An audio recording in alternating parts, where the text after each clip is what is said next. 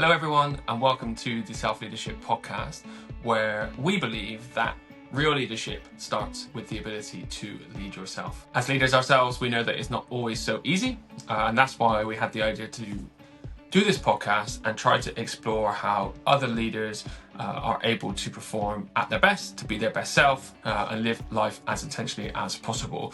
And so today we are joined by my co-host, Anna.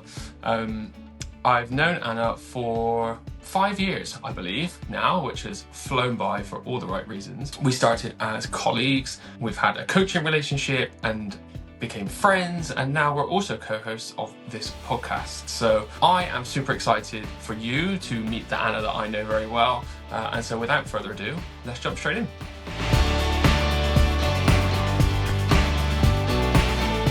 Hello, everybody, and welcome to the show. Anna, welcome to you too. Thank you so much. I'm very excited to be here. Me too. I've given our listeners a brief introduction, emphasis on the brief. And so for those who have not yet had the pleasure of meeting you or speaking with you, could you give them a brief introduction? Yes, absolutely. So, my name is Anna, and I am the founder of Expansion Zone Coaching, where I focus on coaching all sorts of people and helping them figure out how they can lead their life most intentionally. And before that, I was in the fintech world, which is also where Josh and I met.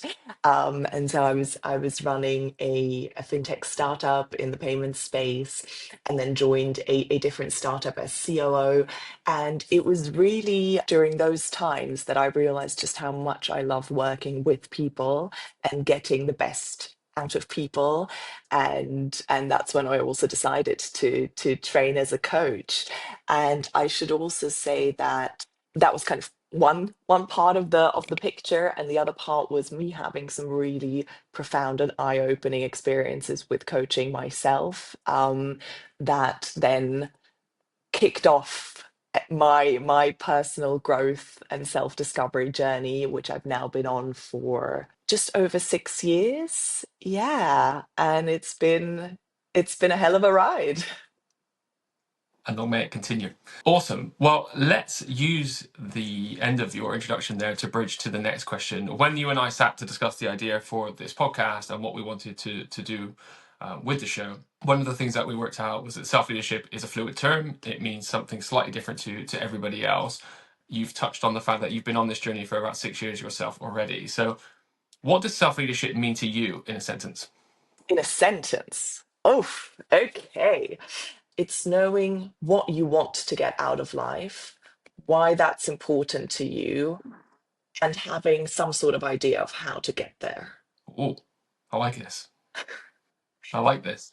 Can we expand on this? Because it sounds too simple to be true. It can't be that easy. So yeah, let's dig into each of those parts of the sentence one by one. You wanted a one-liner. I like the one-liner. Tell me more. Okay, so as you well know, Josh, I keep going on and on and on about intentionality being key, and kind of living life as intentionally as possible. And I think that links really nicely with the question of what do you want to get out of life? Because so often we kind of go through life, or we're conditioned to go through life almost on autopilot, that there are these things that we are expected to do. There is a, I don't know, a coming of age 18th birthday. There is a graduation ceremony. There are celebrations of engagements, of weddings, of promotions. But really, all of those, whilst very important, they're kind of quite external markers of success and progression. And when we hone in too much on those, or almost exclusively on those, I feel like we often don't leave enough space to ask ourselves, what do I really want? You know, do I really, really want that promotion for the right reasons? I.e., because it's really something that's close to my heart and my desires? Or is it something that I've actually been chasing because I've been told that prestige is important or a job title is important. And don't get me wrong, I feel like that there are no wrong answers here, right? But it's just really asking yourself, what do I want to get out of life beyond the kind of conventional measures of success and progress? And then the why for me is kind of making sure it's you want this for the right reasons. And in my mind, the right reasons are the ones that feel deeply and truly aligned with yourself. So they're internal as opposed to external. And then the how, I don't think it's crucial for someone to have figured out the kind of the full how, but to have some sort of idea, some sort of hypothesis of, yeah, what are the steps, the things, the activities, whatever it may be, that will help me get to that what. I really like it. I really like it. It feels like it gives a little bit of structure to something that is sometimes very abstract. So yeah, I'm all for this. I'm all for this.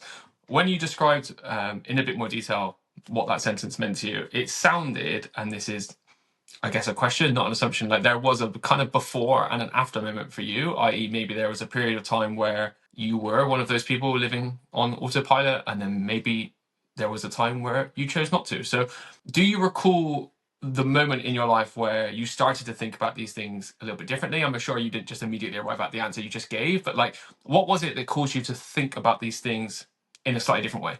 Yeah, absolutely. I mean, in my case, it was actually quite a dramatic event, so to speak. I had a really severe panic attack in summer 2019, and even 8 months before that, when I started being coached, I remember during my very first coaching session, my coach saying to me, "You are completely burnt out." And I thought, like, what are they saying? I am Mhm. fine. I am going to work. I am showing up. I'm doing this. I'm doing that. And then I just, kept going. And then the panic attack happened, and it's quite scary, I felt Mhm. like in a way my body just took over and I had no control over what was happening. And I can't say that straight after that, I felt, okay, I'm going to change everything in my life. But it was that first step that made me question, hey, is what I'm doing really what I want to be doing? Am I doing what I'm doing for the right reasons? Mhm. Or have I been trying to please others, meet other people's expectations, do what I thought society expected of me? And the rest followed. Makes sense. Makes sense. Your body pulled the emergency cord. It's time to stop. Absolutely. Absolutely. And to be honest, I mean, I pushed through, I started reflecting, but I kept going for another 3 years, which Wow. in hindsight, I'm just, looking back and shaking my head at Yes. myself, in a compassionate way. It took a while for me to really honor what my body was saying to me. My guess is that people who'll be listening to this have probably had some experiences that really relate to what you're describing. Because like what I'm hearing, the fact that you carried on for X number of years after, I wonder even if that in itself is part of the autopilot. Because I think of the path that you had found yourself on, which was the entrepreneurial journey, for example, multiple times. When we look into that journey in itself, like the external characteristics of that journey are burnout, push Mhm. yourself, keep going. It's a hustle culture. Um, it's 7 days a week, 14 hours a day, and it's almost lauded and celebrated that that is the Mm, lifestyle. mm, And I found myself there too, in the sense of like, this is what it's supposed to feel like. So mhm, even when you look externally for these signals, like you're almost being validated by the things that you feel, so therefore you carry on. mhm. It's really, really interesting to hear you say that. And not that it's a good thing, but my guess is quite a few people who listen to this will probably have had a similar thing. My question to you is, before we jump into the habits themselves and practices themselves, if someone is listening to this and they feel like they're on autopilot, which is the situation that you initially described, or they don't feel like they're quite living as intentionally as they'd like to, so whichever side of that coin they find themselves on, it can feel quite daunting to start. Like I know from experience, like when I speak to friends about this journey that we've both been on, well, how do I start? Like, what would be the first thing you would tell someone to do? Like, we don't need the whole recipe, but like, what would be the first course of action you'd encourage someone to take? It's an excellent question. Yeah, and I'm not sure there is a one size fits all reply to this. So I can just speak to my own experience and what worked for me, and perhaps that will be helpful. To me, it was quite a mind-based process in the beginning, and then other layers followed. And what I started doing was kind of analyzing, how did I get to where I am? What were the drivers? What was behind me making those choices? Because even when we're on autopilot, we are making choices, right? Mhm. And so it was really asking myself what led to those choices, what were important inflection points in my life, where I could have chosen differently, what led me to not choose differently. Also asking, what's the gift and opportunity in things having gone the way that they have gone, because I fundamentally believe that there is always a silver lining. And without trying to put on rose tinted glasses and bypass the pain, the difficulty, the whatever it may be, when you can hold both the difficulty and the kind of the complexity of a situation, and at the same time see that it brought something valuable into your life, that really changes the game. And obviously it's not something that happens overnight, and it's not a ready-made, you know, I don't know, meditate for 5 minutes a day kind of thing. You don't need much to start doing that, right? All you need is yourself, or a notebook and a piece of paper, and just a bit of reflection of, how did I get here? What were the drivers, and where did I make crucial decisions, and why? 100%. And whilst you started that answer by saying there isn't a prescriptive answer, which of course is also true, I think just starting is like the biggest part, right? So even if you try this and you don't go very far, like you've then at least opened the door, you've taken that first step and you started. So you're not going to start at the end, but you're going to have started. And I think it's a really cool place to begin. And the other interesting thing I find about what you've just mentioned there is we often read or hear about this self-leadership experience as a journey, right? Like it's like a personal development journey, it's a self-growth journey, whatever you want to call it. And like the metaphor of it being a journey implies that there's an end, but there's also like a start. And I think it's really interesting that your answer didn't focus immediately on just jumping ahead in the journey. Like your answer actually was, where am I starting? Like what got me here? What's like point A on my journey? Where am I now? What got me here?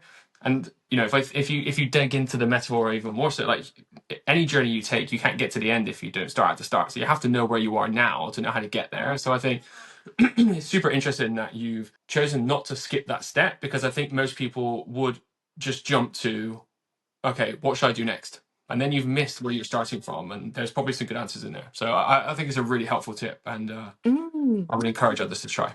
I really like your framing, actually. I hadn't consciously thought of it that way, but yes, it's true. In a way, it's taking stock of, how did I get to where I am right now? And it's kind of squarely positioning where you are in that moment, which sets you up very nicely to then take the next step. So thank you, Josh. There you go. So it was your answer. So yes, I'm sure everyone else will be saying thank you to you. So um, awesome. Well, as you mentioned, you are 6 years into this journey now, so you're no longer at the start. I'm sure in this time you have tried many different things to help you along that way. Some have been great and some have not. As you know, as co-host of this podcast, what we want to do is dig into the 5 most impactful practices that have helped you along in this journey. And we'll jump through them one by one, not in any order, but we'll just take them as they come. So without further ado, Anna, what has been one impactful self-leadership practice that you've tried? It was so difficult, Josh, to only choose five.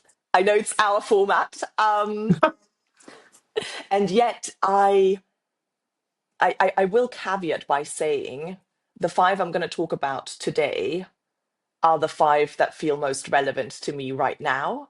And Hmm. if we had this conversation again in 6 months' time, other things may surface. And I know that we had this conversation about 6 months ago, and I believe that some of the things I mentioned then were different.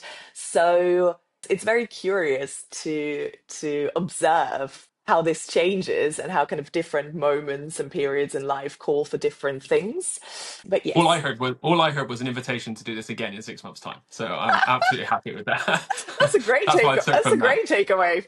100%. And the second thing I thought as well is we've had this conversation before as well. Is it's like a book, right? Like a book is only as good as the timing that you read it. Like that's my opinion anyway. And we've had this conversation before. So I'm guessing the same thing is true with these practices. So yeah, they're personal to you and they worked for you. So let's explore them. 100%. Let's dive in. Okay, so the first concept that I found incredibly helpful is coined by this coach called Shazad Shamin.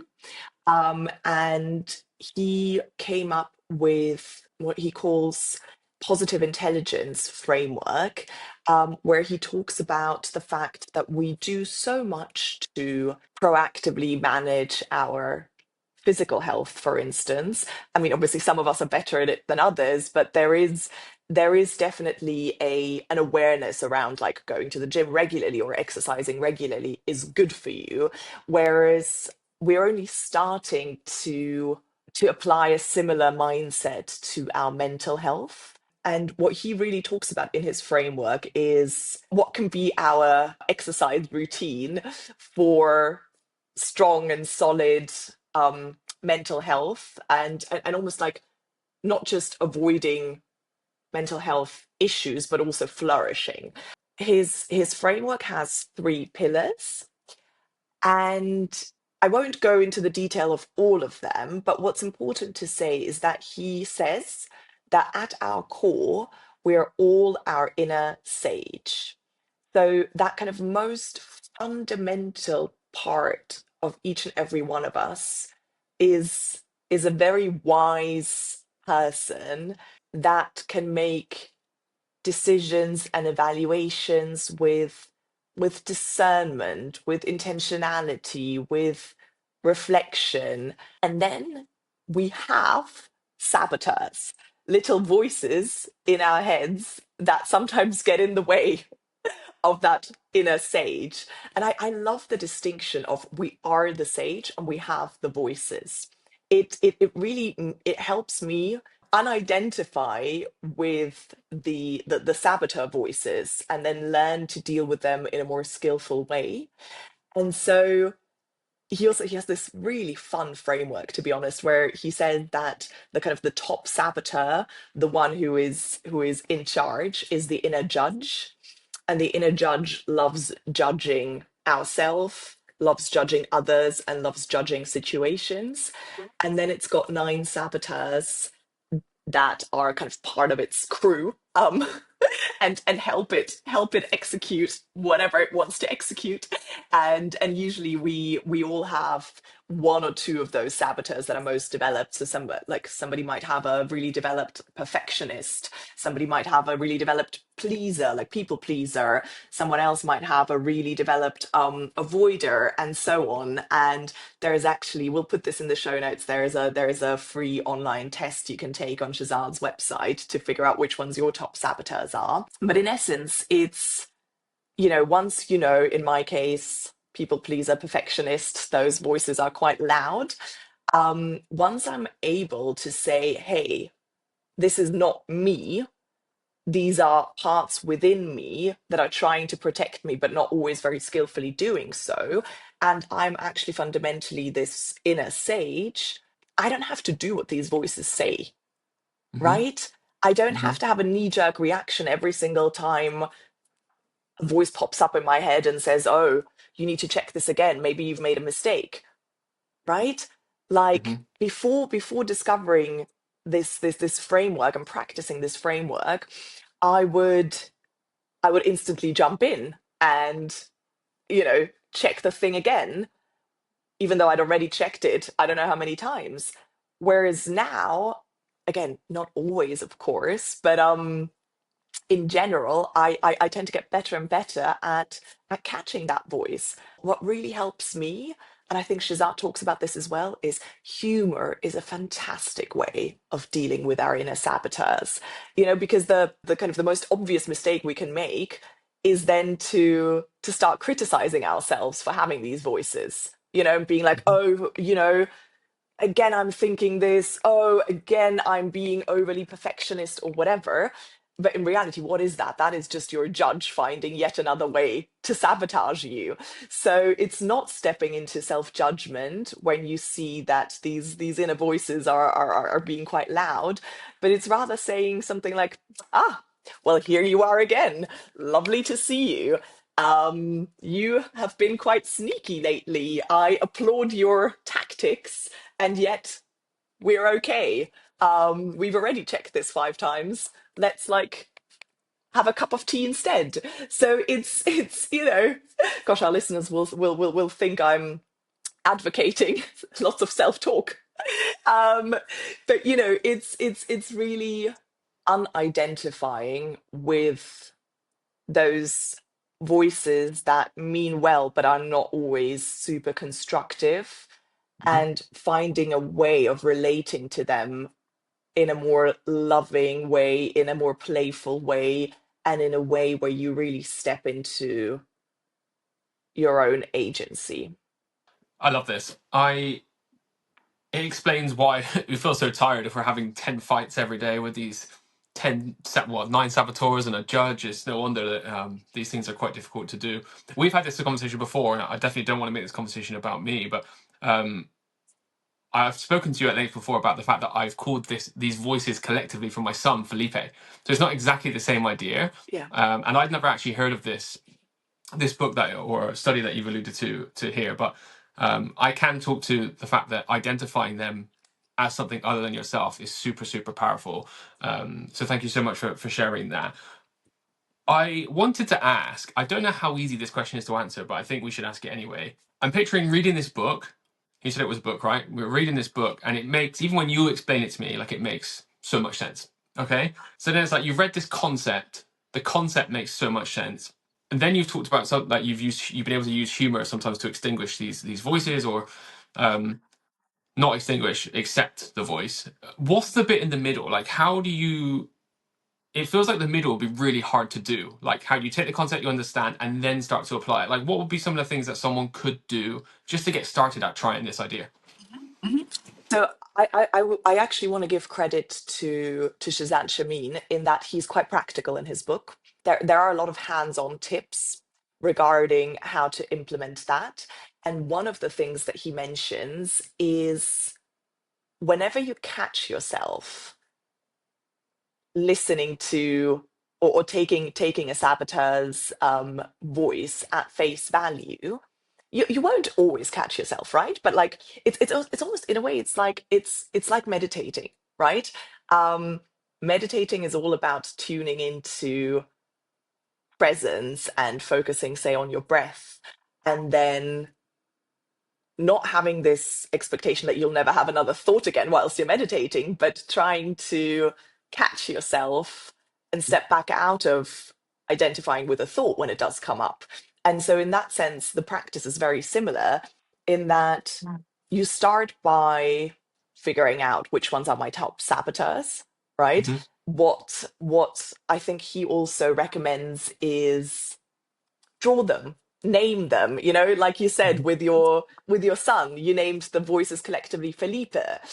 So it's like anything you can do to unidentify with them even further, see them as something that's not core to your identity, and then just trying to pay attention to when they show up. And if you catch yourself and you're like, oh, my judge is in overdrive right now, what Shazad recommends is doing a little mini meditation. It can take 10 seconds of, for instance, rubbing your fingertips together in a way where you really feel the kind of the ridges of your thumb and your index. And that really requires you to be super present with that movement. And it kind of what it does is it short circuits your mind. And it's beautiful because you can do it anywhere, right? Yeah. You might be in a meeting and you could just, put your hand under the table or even on the table and just start doing that. I think what's behind this is not trying to fight mind stuff with more mind stuff, Yeah. because so often we try to like untangle something icky by thinking about it harder. Hmm. But that's just using the same kind of area that created the problem to solve the problem. Whereas the best thing to do is, once you notice it, get out of your mind by doing something like a little mini meditation. And then once you come back, you're already in a more resourceful place. Understood. Understood. It sounds like certainly in the beginning of this practice, the key is learning to identify when the saboteurs are active, for lack of a better term. And once you can do that, then you can start practicing with the how do you overcome them. But I feel like it takes a lot of self-awareness to begin with, even just to identify when these things are happening, especially at the start. So yeah, it makes a lot of sense. It makes a lot of sense. I haven't read this book, but I should. So thank you for bringing it out. I would highly recommend it. And if I may, Josh, I would like to invite you to say not I should, but I want. Oh, of course. Yes, I definitely do want to read this book, namely because I feel like you've spoken about this as if it were to me. Not that's not coming from you. That's how I've heard it because it's so relevant to my my challenges. But to your point, it is to everybody, just in different ways. I guess is the whole point of this book, right? So Absolutely. yes, I would very much like to. Let's jump into practice number 2, if we can. Let's go for knowing your values. I've found really identifying what my values are to be so invaluable for having a North Star of self leadership, the way that I defined it earlier, in the sense of it helps with knowing what I want to get out of life, why I want to get out, why I want to get it out of life, and how. So, yeah, the values just become a North Star of how I show up in the world and what I move towards. Easiest question of the show so far. Can you share any? Yes, absolutely. So, courage is a value of mine. So is the not so sexy sounding unconditional positive regard. And then we've got curiosity. So these three are probably my top values at this point in time. Let's start with unconditional positive regard. What I mean by that is lack of judgment. The way that I really want to show up in the world is with an open mind, with an open heart, to really allow myself to be changed and inspired by an encounter with somebody without having lots of preconceptions about how they should be, what the conversation should be, whatever, right? And I'm not saying I do this flawlessly, not at all, but it's something that I very much strive towards. And it changes the quality of relationships you end up having big time. Judgment, or kind of that judgmental energy is such a destructive energy and such an unnecessary energy. Like literally I can't see any upside to it. Whereas I can see so many upsides to trying to drop that energy. This life is so much more joyful and exciting when you can step into being curious about things and wanting to learn and wanting to experience more. And again, it also has this quality of openness, right? It shares that with Mhm. the unconditional positive regard. And even when things get tough emotionally, curiosity can be the kind of the softening element. When I'm really like upset or angry or anxious, if I can take a step back and be like, ooh, I wonder what's triggered that. Ooh, I wonder what's going on here. Ooh, when you almost start Mhm. taking this like this place of this like archaeologist that is like digging in within you, it just removes a bit of that heaviness. So Mhm. it's similar to humor helping deal more skillfully with the saboteurs. I feel like curiosity can help deal more skillfully with yeah, any emotional upheavals we might have. And then courage is, for me, courage is not about doing things without thinking about their consequences, or it's not about never being afraid. It's more about being willing to face those fears because I feel like it will be worth it. That because I feel that on the other side of those fears is where I really want to get to. And I feel like it's very helpful in getting us to step away from the living on autopilot, um, and asking ourselves, are there maybe some more unconventional life choices that might work better for me? But of course, whenever you go more unconventional, that will raise eyebrows, that will trigger responses in people. And so it's yeah, it's also the courage to trust your inner knowing over outside pressures. I really enjoy how this kind of links to your first point as well, because in each of the three answers, you can almost, I mean, I don't know which ones they would be, but you can kind of picture each of the saboteurs in each of the three values, like which voice would be the one coming back at you. And again, you're Mm. saying like it's not to get rid of those Mhm. saboteurs in each of the three values you've described. There may often be at least one fighting back at you. Mhm. It's still like kind of this dance almost with these saboteurs, and how you can still live through these values while balancing and having the empathy with yourself that you have these saboteurs and how they fight together. Mhm. It's Mhm. really, really interesting. I have two questions about values that I wanted to get your opinion on, and I'm hoping these questions make sense. So the first question is, do you think values are something that you're born with, that you're discovering, i.e. you're kind of unwrapping yourself as you are becoming more curious, you're learning more and more about yourself, and these values were already there, it just, you have to go through these experiences to uncover them within? Or are they self-elected? Can they be things that we sit and say, okay, this is the kind of value I want to hold as a human, and you kind of practice the art, for a better word, of being curious? I hope that question makes sense, and it's probably not an explicit answer, but if you had to pick a side, which way do you think it leans? I mean, I feel like you're asking me a nature versus nurture question, and I don't feel like they ever have any definitive answers, and the truth is probably somewhere in the middle.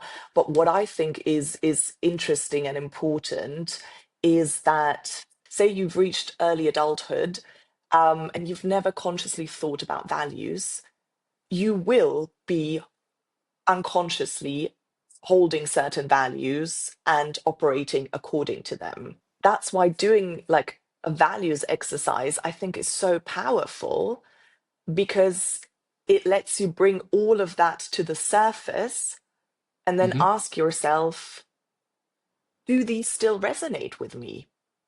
Maybe one value I just, or a couple of values I picked up from my parents and I never really questioned them. But Hmm. really, one of them is not something that I resonate with. And Hmm. so I want to drop that. Whereas Hmm. another one is actually something that I deeply resonate with. And so I want to consciously claim it for myself. And then there is something completely different that has not been on my radar yet, but that, you know, somebody introduced, like a concept or whatever. And I want to incorporate that into my value system as well. And, maybe there was already like an inborn tendency towards that. And then hearing that from somebody just kind of re-sparked that.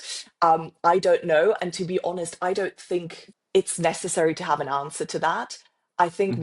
what's more important is acknowledging that all of our behavior is driven by our values.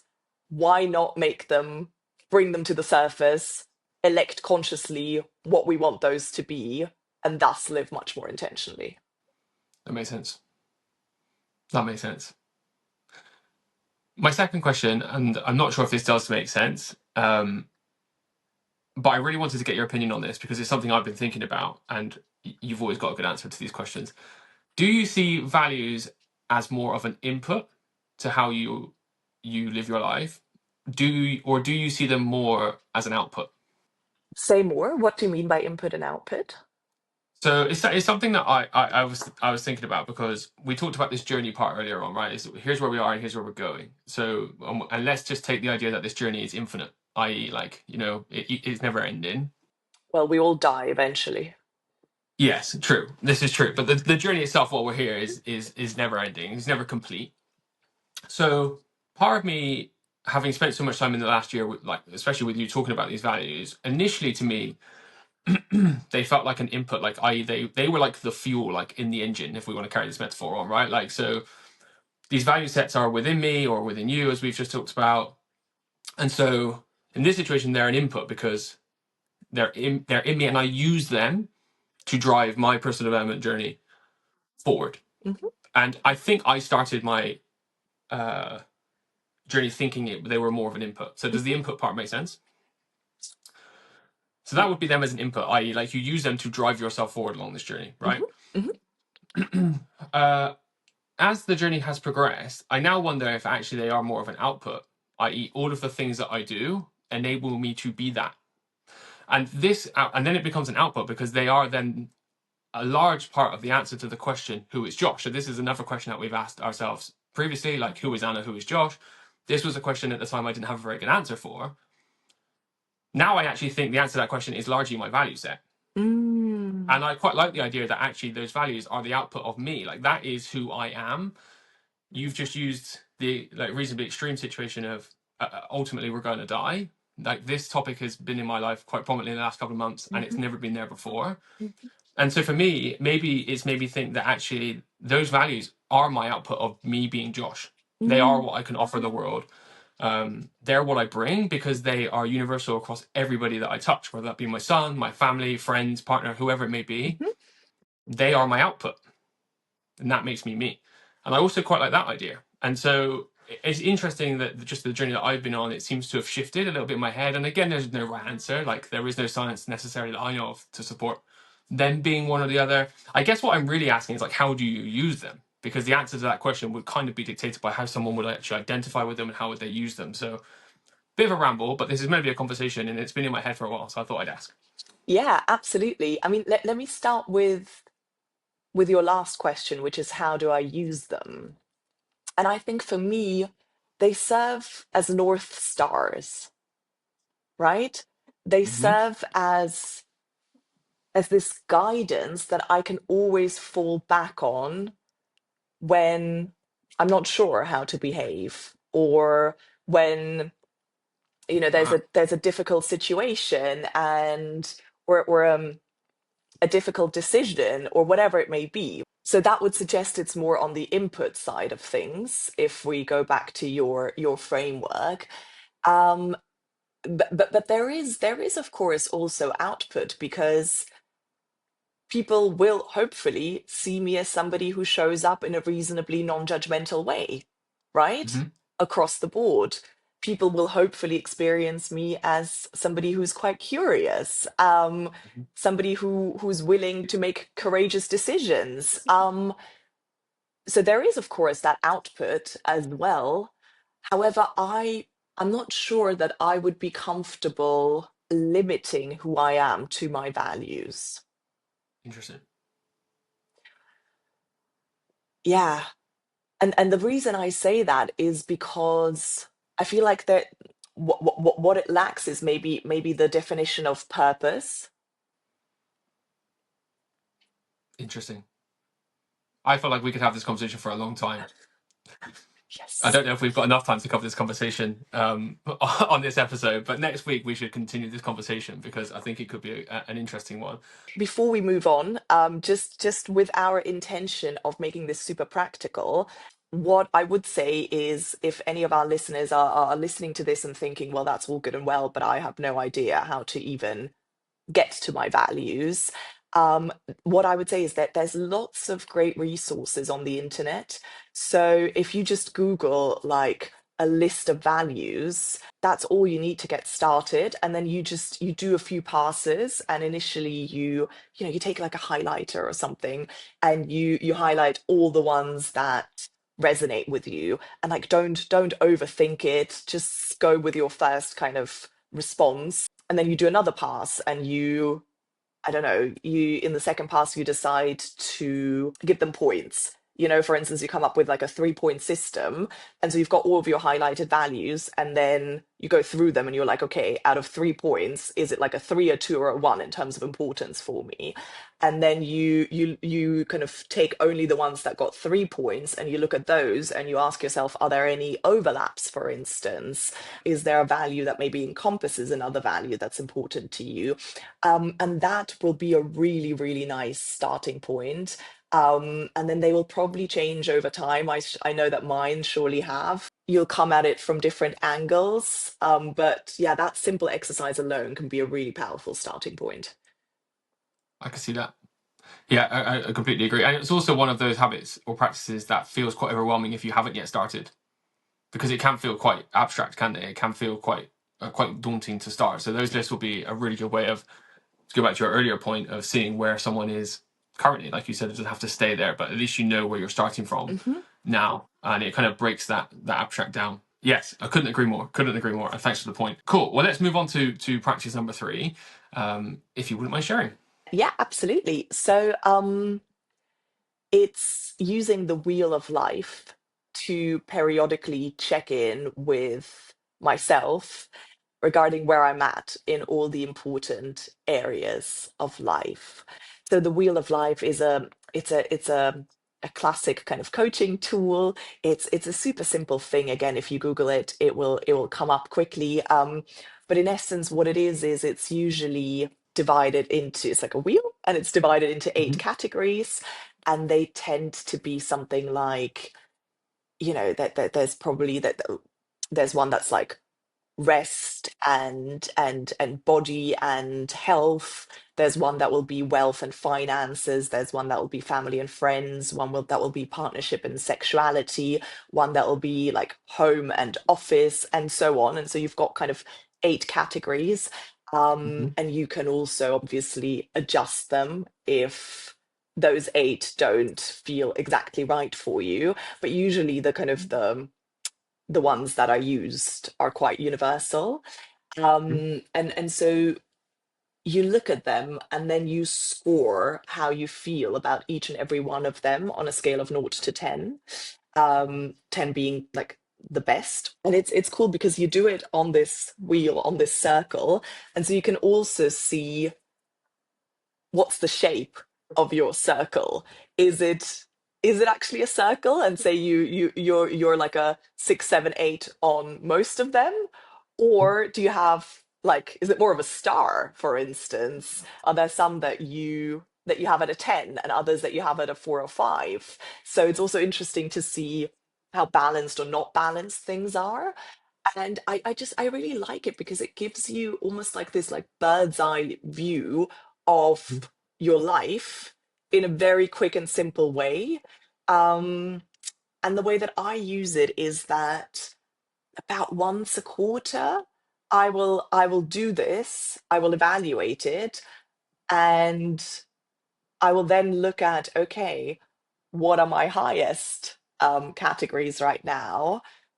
Why is that? Is there something that I want to celebrate or be grateful for, or just acknowledge more kind of actively?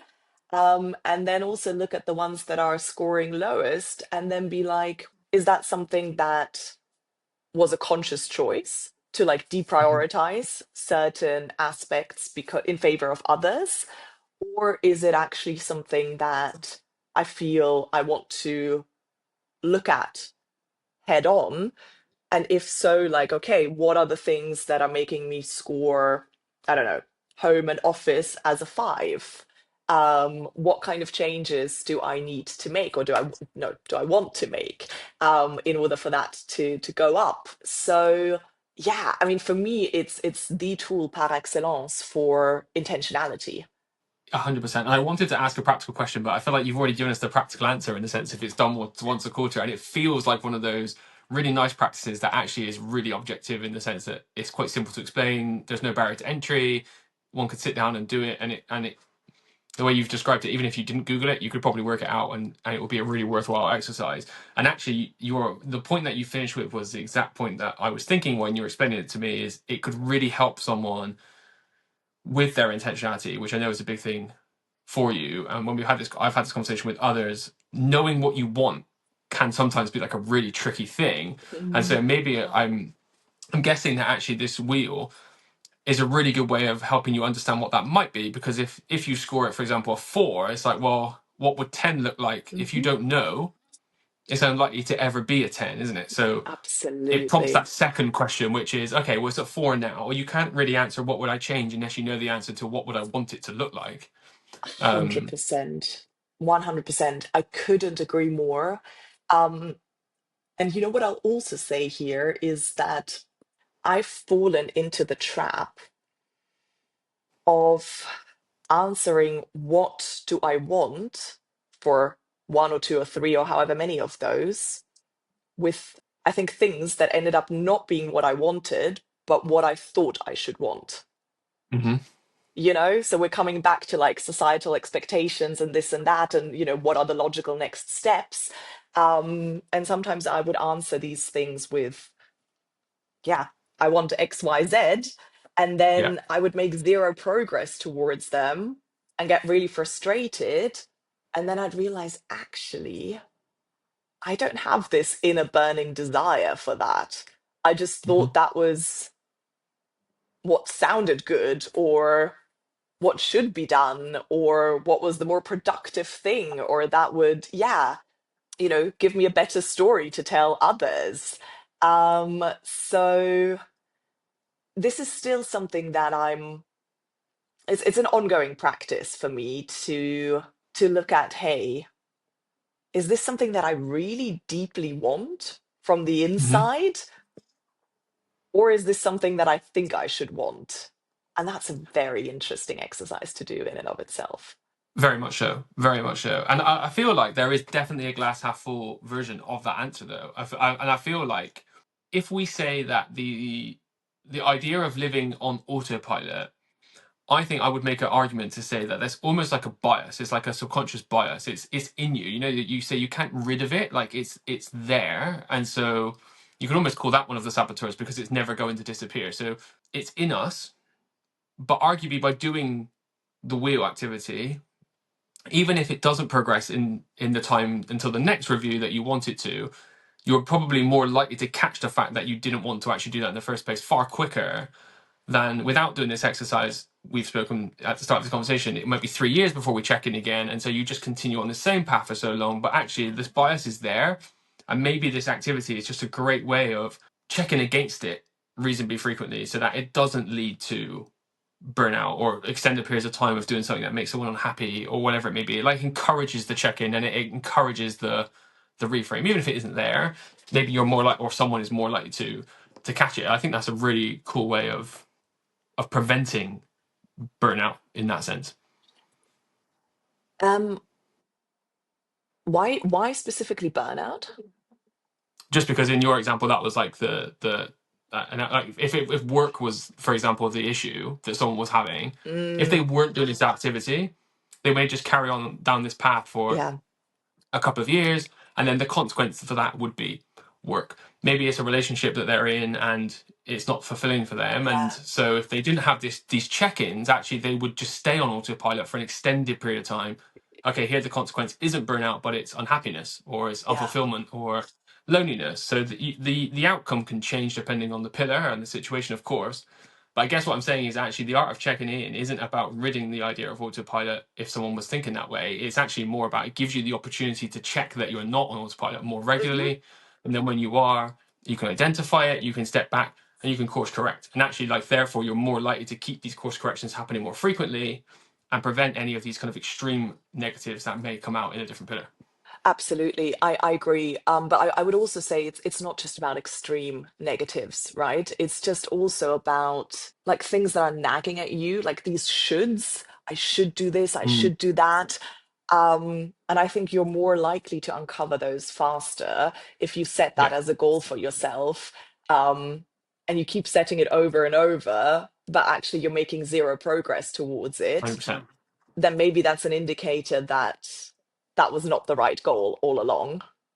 100%. I could not agree more. This is why I think it's such a good activity because it just forces you to ask the question more more Yeah, often. And I think that there's really good outcomes that can come from that, even if they seem negative because you haven't made progress. I think it's a positive thing for sure. 100%. Yeah.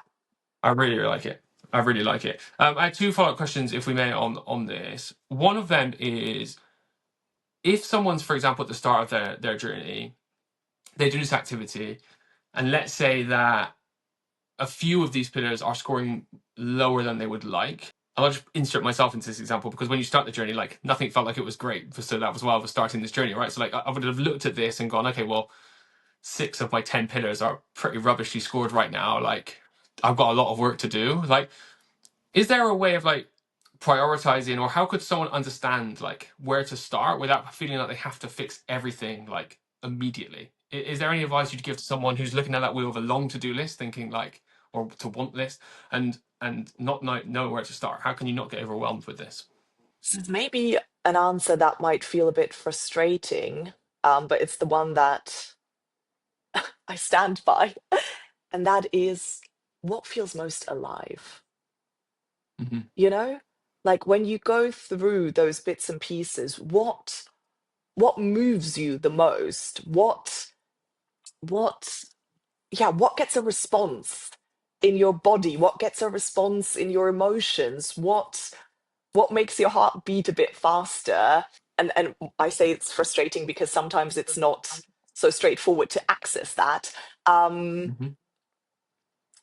and yet I believe that it is the single most important or most insightful guide towards where we ultimately want to place our attention. Hmm. So it's leaning in and almost having this inner guide of where your body is taking you as to what you should focus on, but it's looking inward. Absolutely. Absolutely. For sure. Okay. And my final question on this before we move on is there an area of your wheel that you feel comfortable enough to share that you'd like to work on? And I ask you this because I know that both you and I have this disdain for podcasts that make everything sound amazing, and like Mm. the idea of this wheel isn't for all pillars to be at 10 out of 10, and so we don't want to paint this like unrealistic expectation that Mhm. everything's unbelievable and it works every time. So within reason, is there an area of your wheel that you feel comfortable you can share with us that you would like to improve? Yeah, absolutely. So one that it's already work in progress, but it's kind of continued work in progress is the finance pillar. So I feel like I've actually historically been quite unintentional with the way that I spend my money, with the way that I manage my money. It was like it was always fine. I knew that I always never spent more than what was coming in, right? Hmm. But I never really stopped to ask myself, how much do I want to put aside and save? How much of that do I want to invest? And out of the money that I am spending, are there some things that I want to spend less on, but also are there some things that I want to spend more on, right? And in many ways, it's also ultimately like a values exercise, right?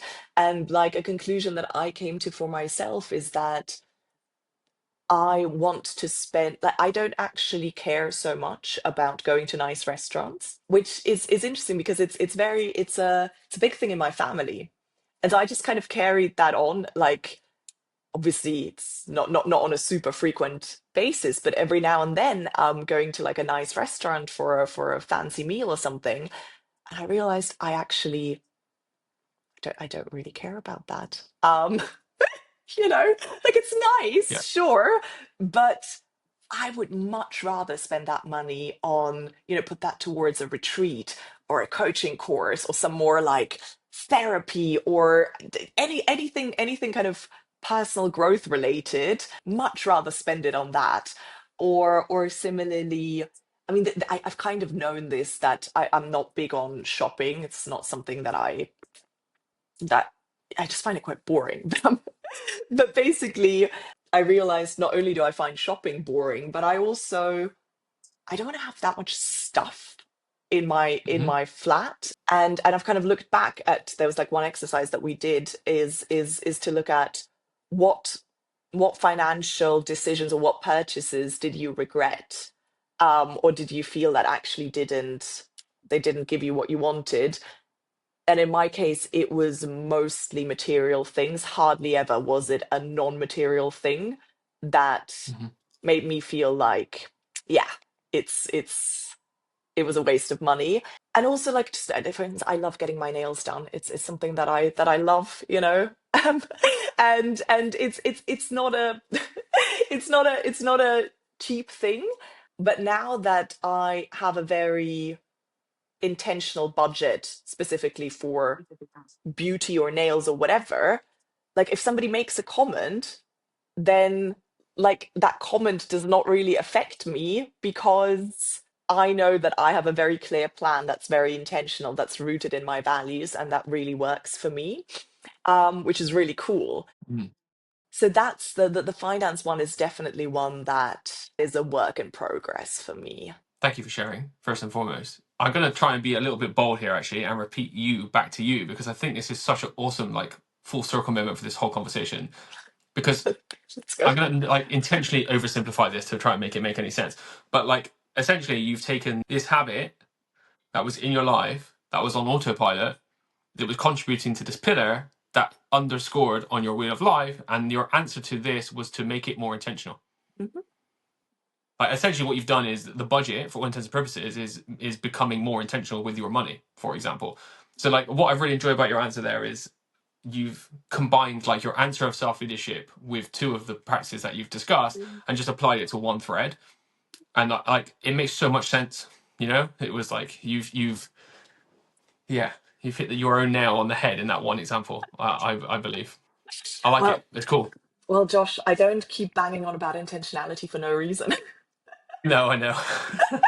It works. It works. It does. Um, we should move on. Let's go on to practice number 4. So, Anna, what is your fourth impactful self leadership practice? It is the very cliched learning to listen to my intuition more. And I've recently had a bit of a breakthrough on that front where I realized that intuition isn't something you can bring about. This might sound very obvious. You know, in the past, when, for instance, I would be interviewing somebody to join the team, I would go in and be like, oh, let's see what my intuition is saying about this. Like, intuition, give me an answer. You know, this kind of like Mhm. almost like putting this pressure on myself to intuitively know and to like almost bring Mhm. about an intuitive answer. And my breakthrough realization has been like, that is not how intuition works at all. Rather, it's about letting go of the semblance of control and letting go of this notion that you can conjure up or bring about an intuitive insight. And it's more about paying attention when it does come up organically. So to give you an example, for instance, I was with my parents the other day, and they started a topic, and a part of me was like, ah, maybe I should say this and that. And then there was this small inkling within me that was like, ah, maybe without having like a clear rationale, that was like, ah, maybe this is not the time and space to say this. But I Mhm. overrode it and said it anyway, and it led to a bit of a conflict. I mean, it's all fine. We managed it and so on. But looking back, I was like, yeah, that was not the right thing to bring up in that way, in that context. And there was this sense within me, but I just completely overrode it. So Mhm. often that sense is very subtle. It doesn't it Mhm. in my experience it doesn't scream, it doesn't shout, it doesn't, and because we are so conditioned to kind of lead with the mind, or to make most of our decisions in a kind of logical way, or in a way that has like a clear rationale. When then something comes up that's like, oh, maybe not, but it doesn't give you a rationale, it doesn't, you know, it doesn't explain itself, then I just override with, no, but I have this information and it makes sense to mention this now, blah, blah, blah. Tuning more into my intuition through surrender of control and through being extra attentive to those moments of knowing when they do come up. It's an ongoing practice for me, and I think it's a really valuable practice because I fundamentally believe that we have so much inner knowing, and if we were able to access that more consistently, we would automatically self-lead a lot more. Interesting. My immediate reaction is, how on earth does one practice this? How do you get better at this? So I think first thing is drop the forcing. Drop the forcing, Okay. drop the try to bring this about. And the other piece is, can you be present enough with yourself to notice these things? And like what really helps me is I've started breathing more consciously, for instance, right? Like Mm-hmm. every now and then taking a deep breath in and out. It doesn't have to be more than Mm-hmm. one deep breath in and out, but like Mm-hmm. it's a stressful moment, deep breath in and out. It's a Mm-hmm. moment where I'm just sitting, deep breath in and out. It's a moment where I've been stuck in my head, deep breath in and out. Just keep returning to this deep breath in and out, which kind of brings you back into your body, brings you a bit more back into the present moment, and I feel like that helps me also be a bit more aware of like other sensations, such as a sense of maybe this is not quite right. Another thing is in relation to decision making. I've got an important decision to make, and I'll kind of get the facts that I need. I will maybe even make a pro con list. I will whatever, I'll do whatever. Like my mind is working, I'm getting the arguments together, and then I just leave it. I just completely let go of it, leave it, try not to think about it. Um, and then without giving it like a timeline, a deadline or whatever, allow what wants to come up to rise up naturally. This makes sense. Oh, and this works brilliantly. This works really well, actually. And it'll just be this felt sense of that's the thing to do. Yeah. It sounds to me then like the breath is essentially acting in a similar way to the finger rubbing action that you talked about earlier, right? It kind of short circuits what's going on in the moment, and it brings you back to the present, essentially, in this situation. It does. It does. Yeah. And I think even more so, it gets you even more into the body, right? Because the finger rubbing is, you're focused on your fingers, right? Whereas with the Yeah. breath, I feel like it's almost like a full body I understand. re-engagement, if that makes sense. Yeah, it does make sense. I wonder what, because you mentioned that you, like, for example, you would take the quote unquote logical step, i.e., I'll make my pros and cons list and whatever it is. Like, by actually doing that, it kind of like separates the two, right? You're not relying on, Mhm. like you said, you don't want to just rely on your instinct. So you've almost like subconsciously told yourself you're not relying on it, because if it doesn't come up, then I've got this. I've done the objective, logical, rationale route anyway. So I'm no longer, relying on this. So it's always had space to be objective, and then you've made the room for the intuition to just sit and come if it wants to, and not come if it doesn't want to. Like, you've made room for it by doing the logical. Does it feel like that, or is it different? Not quite, to be honest. I think more what it feels like is that the logical stuff is almost like grunt work, you know? Mm, Not grunt work, groundwork. I don't know why I said that. I'm not planning on grunting. groundwork. Groundwork. It's because ultimately I think intuition also it also works with data, right? So it's not like it doesn't work with anything. It just accesses a lot more layers of data than we have present in our mind, that we have available to our mind. Um, but I do think that giving it that extra layer of data as preparation is good measure, you know? For sure. Yeah, I couldn't agree more. And the final question I wanted to ask on this before we move on to the final habit or practice is, what if there is one, what is the outcome you would like to gain from getting better at this? Like, what purpose will you getting better at this serve for you, do you think? I think it's very much living more in alignment with myself. Right. That's ultimately what it is. It's another way of getting closer to what I want to get out of life. That sounds like a big upside. Yeah, That is a good upside.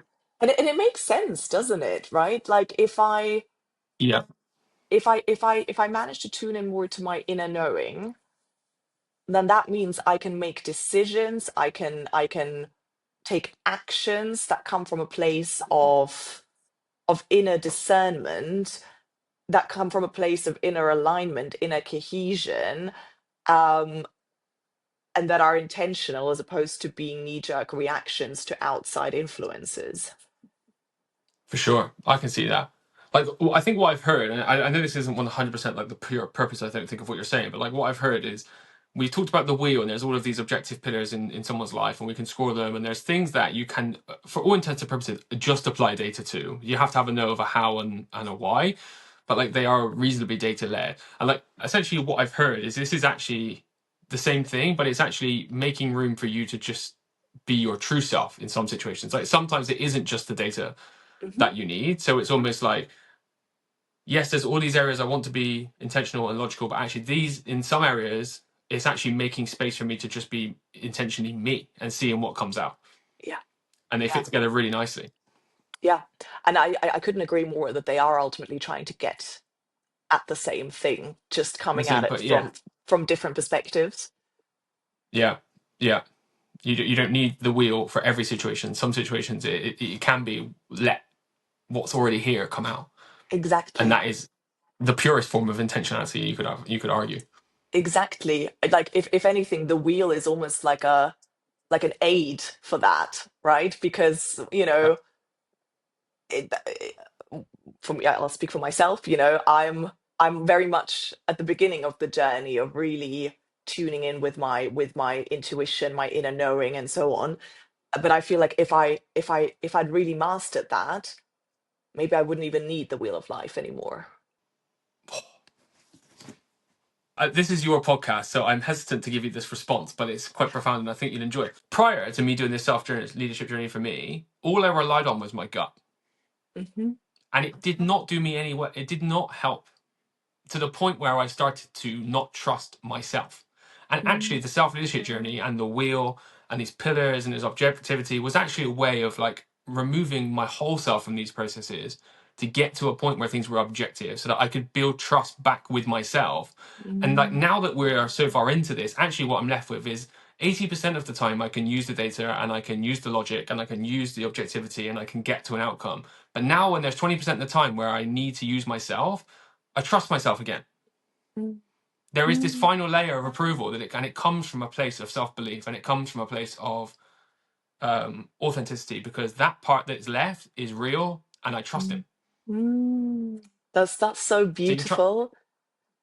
And that's what I heard in that last bit.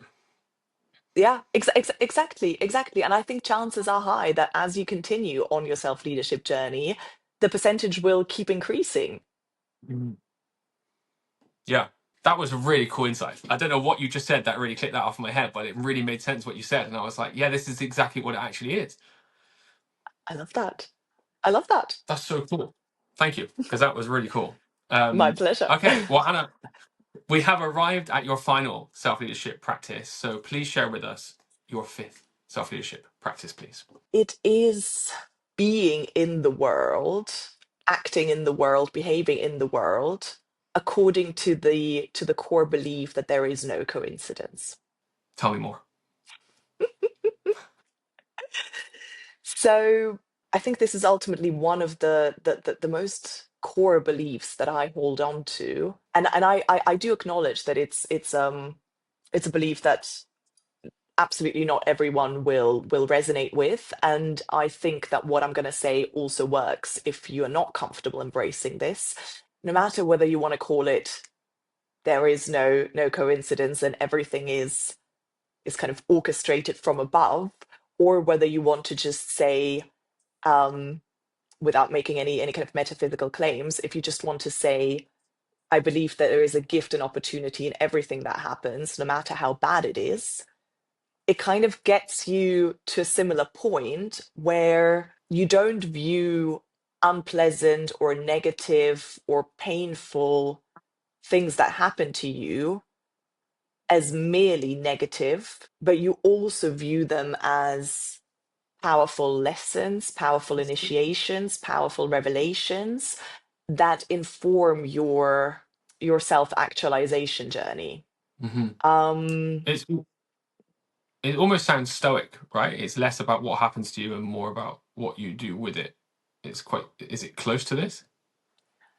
I mean, I guess so. I would say that if I'm remembering kind of Stoic philosophy correctly, then it's about having no strong emotional responses either way, which is not quite what I'm saying. I'm somebody who feels things quite fully and quite deeply, for better or for worse, and I'm okay with that. But it's about becoming the author of your own life's narrative. So rather than saying, oh, and Mm-hmm. then this thing happened to me and that was bad, and then that thing happened to me, and you almost put yourself in a, you're almost like the object, it's like you're the thing that's being done to, or the person that's being done to by life, as opposed to you're the one who's authoring your life. And by saying, hey, in everything that happens, there is a silver lining, there is something there for me to extract, to learn, to take away, to grow from, you change something that was purely negative into something that could actually, that was really powerful. So to give you an example, maybe this will make this more concrete. The startup that I was running, that I had founded, and it was really, it was blood, sweat, and tears that went into it. And for the 4 years that I was doing it, I was so strongly identifying with it. It felt like my whole sense of self-worth was very much linked to doing well and the startup doing well. And then we were due to start a fundraising round, and then COVID hit, and we weren't able to raise on time.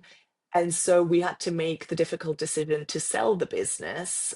It was an okay sale, but it wasn't a grand exit. And all of a sudden, I was left with, maybe I'm not the successful entrepreneur that I was gearing myself up to be. And if this wasn't a success, then where does my value, where does my self-worth come from? Whilst objectively putting so much time, effort, resources into all of this, and it then not paying off in the way that we'd hoped to, whilst objectively that's obviously not particularly positive. And I'm not trying to make it seem like it's all good and all fine. It's not. Like, I acknowledge that part. And yet it gave me something invaluable. It Hmm. gave me the insight that linking my sense of self-worth to my achievement is unsustainable. It's never going to lead to happiness. It's never going to lead to fulfillment. It's never going to lead to leading an authentic life where I'm really in tune with my desires. And had that Hmm. been a roaring success, I might have gone on to found another, to found another business that maybe wasn't quite what I wanted to do, just to keep up that semblance of Anna, the successful entrepreneur. And so what's better, you know? Um, Yeah, it sounds freeing. Hearing you describe it, it sounds freeing. Like you've detached from the situations, and there's a sense of, yeah. It sounds like a release, like a freeness that comes from it.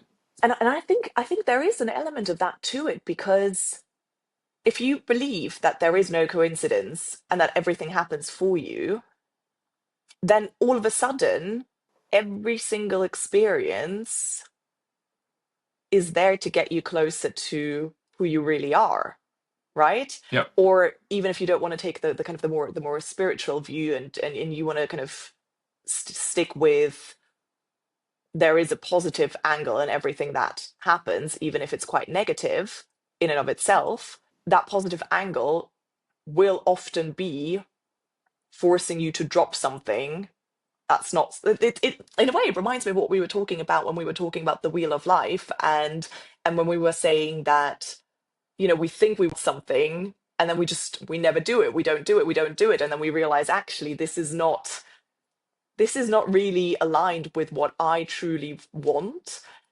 Yeah. um and so it can have that effect. But I think this whole point is bigger than that. I think some things that will happen can be genuinely heartbreaking and tragic, and they may not lead to us letting go of something, but taking the view that there is no coincidence will still allow us to not have those moments break us, but to still be able to find some positivity and some silver lining in what happened, and to thus then integrate those experiences and grow with them, as opposed to allowing them to define us, if that makes any sense. It does make a huge amount of sense. And I would argue that as well, that it contributes to your idea of intentionality, right? Because it essentially, what we're saying is that these things have happened on purpose. There's a reason for it. And so it does also fuel your desire to live intentionally, because you're trying to find the reason within these things, or not trying to find, you believe they're there. So Yeah, these are just things that have happened that you haven't necessarily chosen, but actually there is something in here, and the thing that is in here leads me to, it's happened for a reason, and that's intentional, etc., etc. So you can see the 100%. thread. 100%. You see the Couldn't thread. agree more. Yeah, it's really interesting. Well, that feels like a really good place to end. So before we do so, can you please try your best to quickly summarize these 5 practices, to leave our listeners with these 5 things that they may feel they want to go and practice themselves? Absolutely. So one is knowing your saboteurs and learning to skillfully interact with them from the place of your inner sage. The second is knowing your values and using them as a North Star as you go through life. Then we've got using the wheel of life periodically to check in how you're doing against the areas of life that are important to you, and whether you want to recalibrate anywhere. Then it is starting to tune in more into your intuition in a way that's not forcing it, but allowing it. And then finally, the belief that there is no coincidence, or that there is a learning, a positive, a silver lining to every single thing that happens to you, which then allows you to become the leader of your own life. Amazing. Well, Anna, thank you so much for your openness and honesty today. It's been really, really interesting to have this conversation with you.